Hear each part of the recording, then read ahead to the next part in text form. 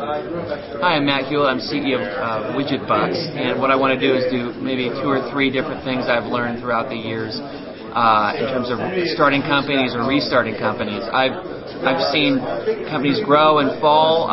Luckily, every company I've been associated with is still around and is profitable. So I can't say that each instance was a clear line from start to huge exit. There's lots of things that happen along the way.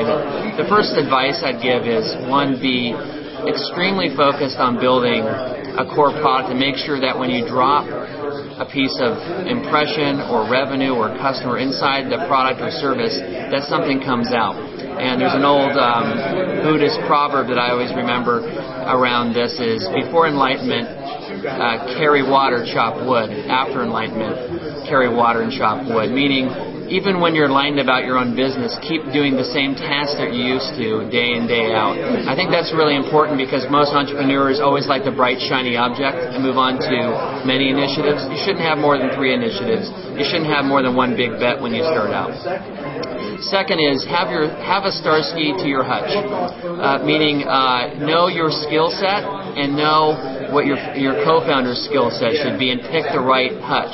You don't want to be the guy fighting over who drives or not. And I've been in situations where I've had 2 Starskys and 2 Hutches. You definitely want, if you're a CEO who's business-oriented, have a CTO that will do operational things, do technology, and heck, maybe hiring if you don't want to. Wozniak and Jobs is a classic example of 2 guys that had different skill sets, and that seemed to work well out for them. Last is the one that everyone always says, but it's the most important. You got to be passionate and excited about what you do. If your feet touch the ground and you're dreading Mondays, that's not going to work. You got to be Sam Walton, wake up and say, "Thank God for Mondays."